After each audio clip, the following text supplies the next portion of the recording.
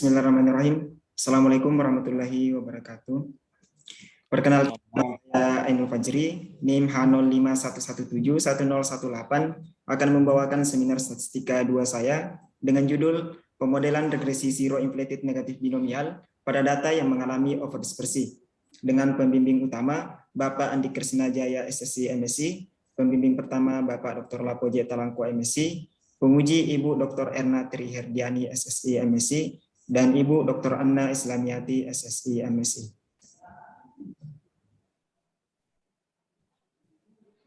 Adapun pokok bahasan yang akan saya jelaskan terdiri dari yang pertama rumusan masalah, 2 tujuan penelitian, 3 hasil dan pembahasan, 4 kesimpulan dan saran.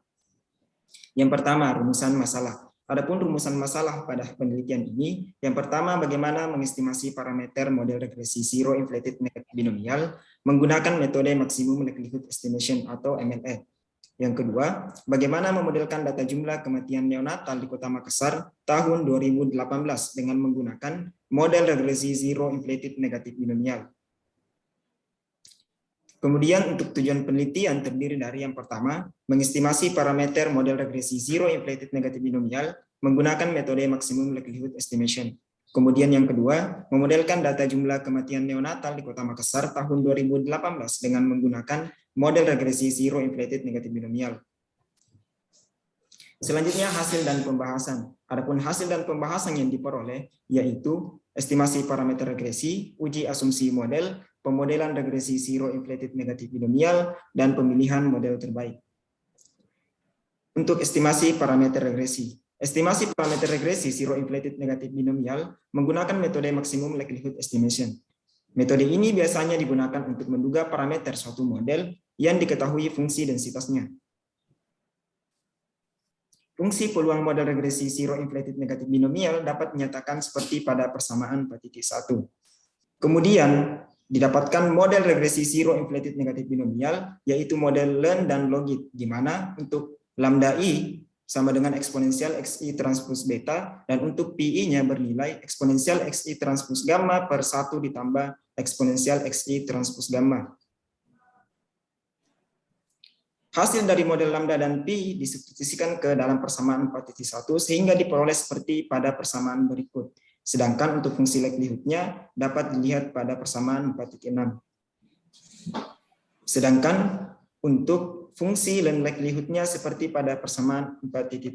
Kemudian penjumlahan fungsi logaritma natural likelihood pada persamaan 4.7 menghasilkan persamaan yang tidak dalam bentuk linear atau berbentuk implisit, sehingga fungsi logaritma natural likelihood ini tidak dapat diselesaikan dengan metode numerik biasa. Mati meja. Maksimumkan fungsi logaritma natural likelihood digunakan algoritma expectation maximization atau EM yang merupakan salah satu metode optimalisasi yang digunakan dalam memaksimumkan fungsi logaritma natural likelihood yang mengandung data hilang. Misalkan untuk variabel YI sama dengan 1, 2, sampai N berkaitan dengan variabel indikator set I, yaitu set I sama dengan 1 jika YI berasal dari zero state, dan set I sama dengan 0 jika YI lebih besar dari 0 berasal dari negatif binomial state. Dengan peluang set I sama dengan 1 yaitu bernilai PI, dan untuk peluang set I sama dengan 0 bernilai 1 dikurang PI. Jika nilai variabel respon YI sama dengan 1, 2, dan seterusnya, maka nilai set I sama dengan 0. Sedangkan jika variabel respon YI sama dengan 0, maka nilai set I belum bisa ditentukan atau dianggap hilang sebagian. Oleh karena itu, dibentuk distribusi gabungan antara Y dan Z seperti pada persamaan 4.9. Sedangkan bentuk fungsi likelihood dari distribusi gabungan antara Y dan Z pada persamaan 4.11, maka diperoleh fungsi likelihood tanpa fungsi gamma seperti berikut. Dengan demikian, bentuk fungsi logaritma natural likelihood adalah sebagai berikut. Kemudian fungsi logaritma natural likelihood pada persamaan 4.14 adalah fungsi likelihood lengkap atau disebut juga dengan complete data likelihood.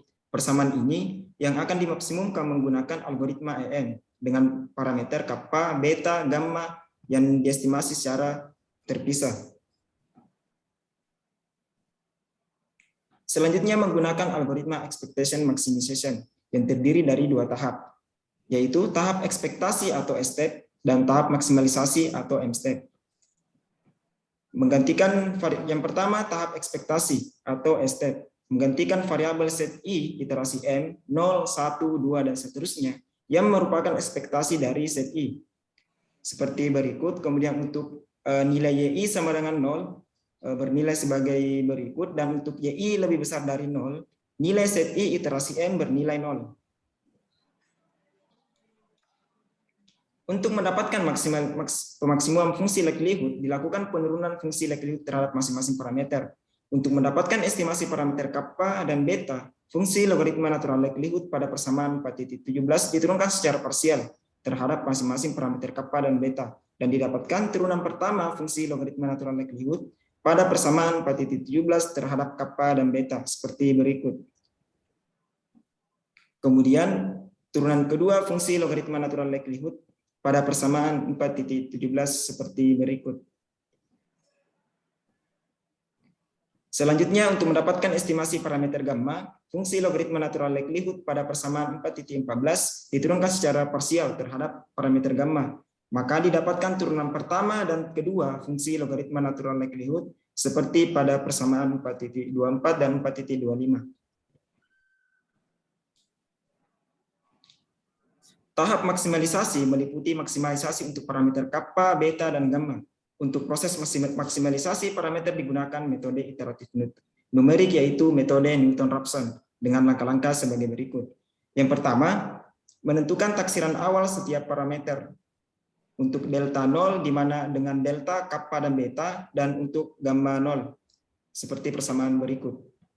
Kemudian yang kedua, membentuk vektor gradien G, yang merupakan vektor turunan pertama dari fungsi logaritma natural likelihood. Selanjutnya, membentuk matriks Hessian H, yang merupakan matriks turunan kedua dari fungsi logaritma natural likelihood, seperti persamaan berikut. Selanjutnya, yang keempat, memasukkan nilai delta 0 dan gamma 0 ke dalam elemen-elemen vektor G dan matriks H. Selanjutnya, melakukan iterasi mulai dari M sama dengan 0 dengan persamaan sebagai berikut. Kemudian, proses iterasi akan berhenti apabila telah konvergen, yaitu ketika nilai norm dari delta M plus 1 kurang delta M kurang dari sama dengan 10 pangkat minus 4, dan nilai norm gamma M plus 1 dikurang gamma N kurang dari sama dengan 10 pangkat minus 4. Selanjutnya, pengujian asumsi model. Sebelum melakukan pemodelan regresi zero inflated negatif binomial, terdapat asumsi yang harus dipenuhi, yaitu variabel respon berdistribusi Poisson, overdispersi, dan terjadi eksesiros. Oleh karena itu, perlu dilakukan uji distribusi Poisson, uji overdispersi, dan pemeriksaan eksesiros.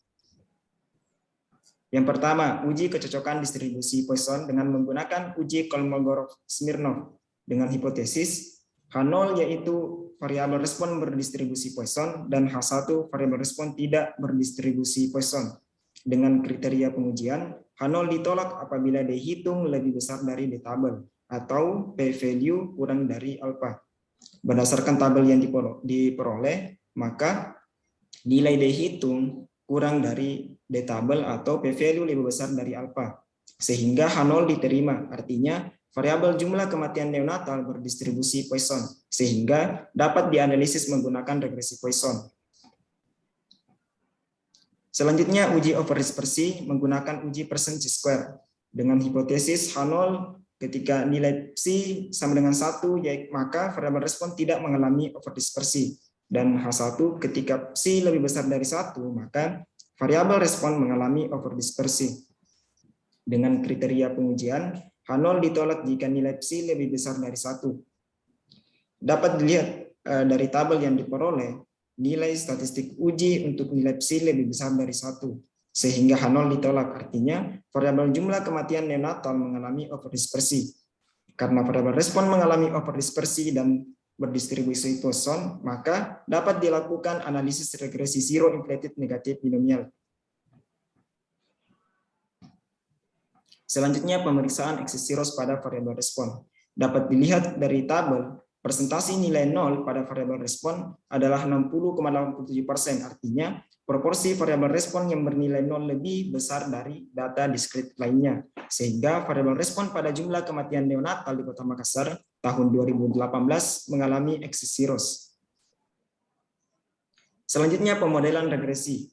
Pemodelan regresi zero inflated negatif binomial pada data jumlah kematian neonatal di Kota Makassar tahun 2018.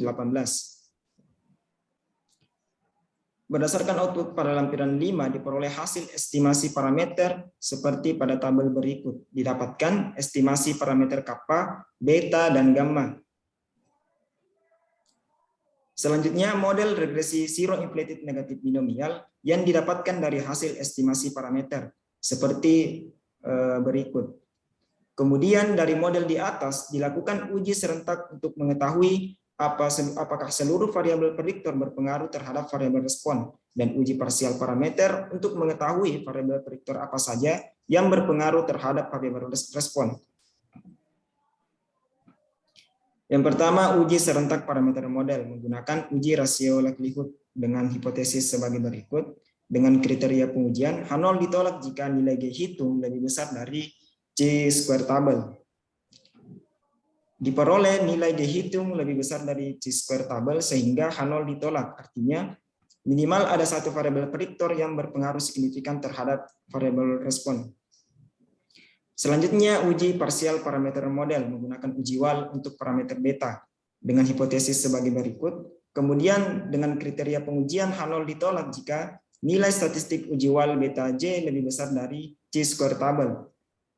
Dapat dilihat pada tabel dengan nilai C-square tabel sebesar 3,841, maka variabel yang berpengaruh signifikan terhadap jumlah kematian neonatal adalah jumlah bayi yang lahir dengan berat badan lahir rendah.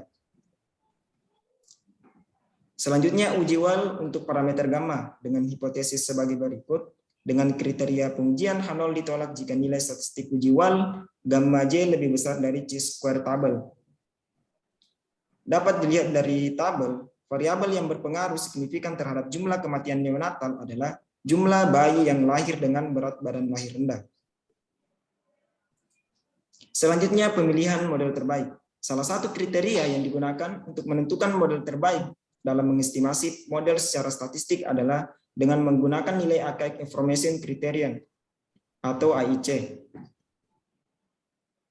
Semakin kecil nilai AIC, maka semakin baik model tersebut untuk memilih model terbaik. Nilai AIC untuk model binomial negatif dibandingkan dengan nilai AIC untuk model regresi zero inflated negatif binomial.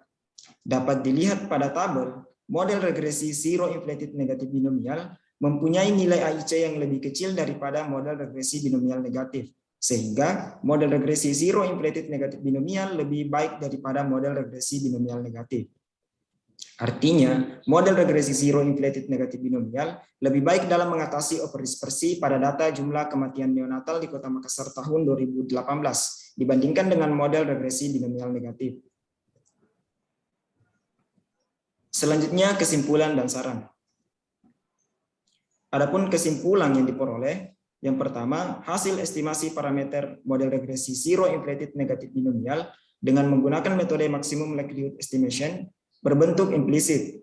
Untuk mengatasi hal tersebut, metode yang digunakan adalah algoritma expectation maximization dan iterasi Newton-Raphson untuk memaksimumkan fungsi logaritma natural likelihood sehingga diperoleh estimasi parameternya yaitu kappa, beta, dan gamma.